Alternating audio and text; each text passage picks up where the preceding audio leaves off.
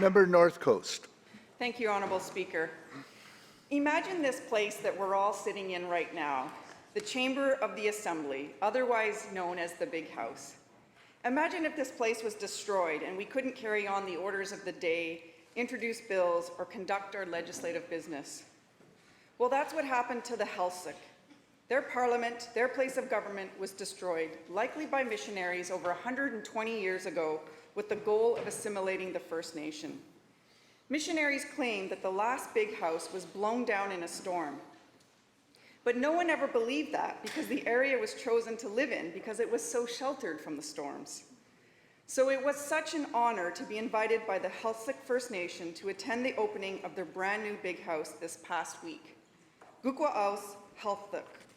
Gvúkva'áus Haíță, or House of the Heiltsuk, took 1.5 years to build and is constructed entirely of red and yellow cedar from Heiltsuk territory. The community spent this past week with guests from all over BC and as far away as New Zealand.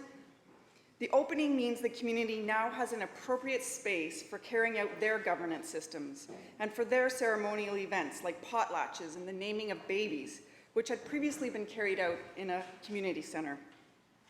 Indigenous artists worked tirelessly to design, carve, and paint 4 house posts that tell the origin story of Heiltsuk people.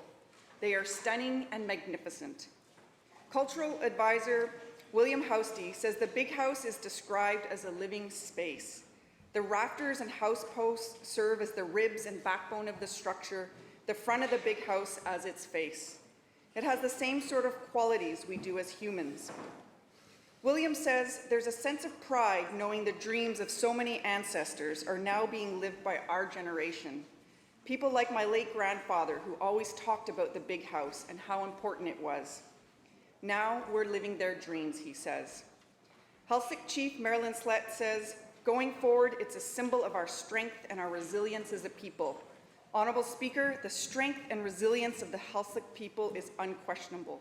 Wallace Gayasaka to the Heiltsuk for the invitation to witness this historical opening.